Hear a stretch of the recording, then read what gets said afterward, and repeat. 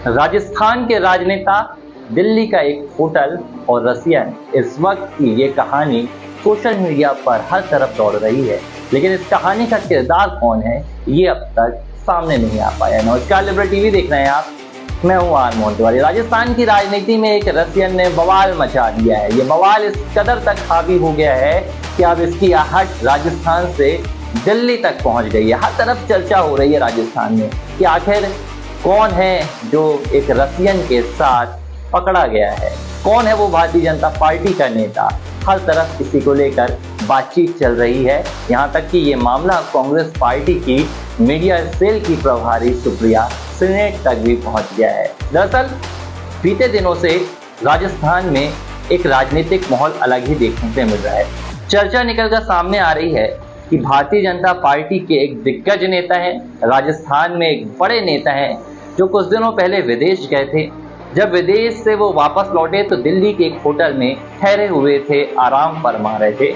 इसी होटल में उनके कमरे में एक रशियन जाते हुए नजर आई है, जिसका सीसीटीवी फुटेज अब किसी ने हाई कमान को भेज दिया है। और जब हाई कमान के पास दिल्ली में ये सीसीटीवी फुटेज पहुंचा तो हर तरफ हंगामा मच गया है। अब राजस्थान में ये कहीं ना कहीं लोग पूछ रहे हैं, ये गुफ्तगू चल रही है कि आखिर कौन है वो भारतीय जनता पार्टी का दिग्गज नेता जो एक रसियन के साथ दिल्ली के होटल में आराम फरमा रहा था। कोई भी नाम बताने के लिए तैयार नहीं है, क्योंकि नाम सभी को पता है। वो नेता कौन था, इस पर भी बातचीत हो रही है, लेकिन किसी के पास सबूत नहीं है। मीडिया के गलियारे में भी इस नाम को लेकर हर तरफ चर्चा हो रही है। हर कोई जानता है कि उस रात दिल्ली के होटल में कौन ठहरा हुआ था, कौन है वो भारतीय जनता पार्टी का नेता जिसके होटल में रसियन गई और एक वीडियो भी, यानी कि सीसीटीवी वीडियो हाई कमान पहुंचा दिया गया। अब इंतजार किया जा रहा है कि क्या इस सीसीटीवी फुटेज पर भारतीय जनता पार्टी का हाई कमान कोई बड़ा फैसला लेगा और उस नेता के खिलाफ एक्शन लिया जाएगा, या कहीं ना कहीं पर्दे के पीछे कार्रवाई कर इस पूरे मामले को देश की मीडिया के सामने आने से रोका जाएगा। लेकिन चर्चा हर तरफ है। अब चर्चा क्या हो रही है ये आपको बता देते हैं। चर्चा ये है कि ये नेता पिछले कुछ सप्ताह में जमकर सुर्खियों में था। राजस्थान की राजनीति में भी इस नेता ने खलबली मचाई है, मीडिया की सुर्खियां पाई हैं, दिल्ली तक इस नेता की चर्चा आई थी। अब कुछ लोगों का कहना है कि ये वही नेता हैं जो अपने बेटे के कामों के चलते कहीं ना कहीं मीडिया की सुर्खियों में आ गए थे। नाम कोई भी खुले तौर पर नहीं ले रहा है।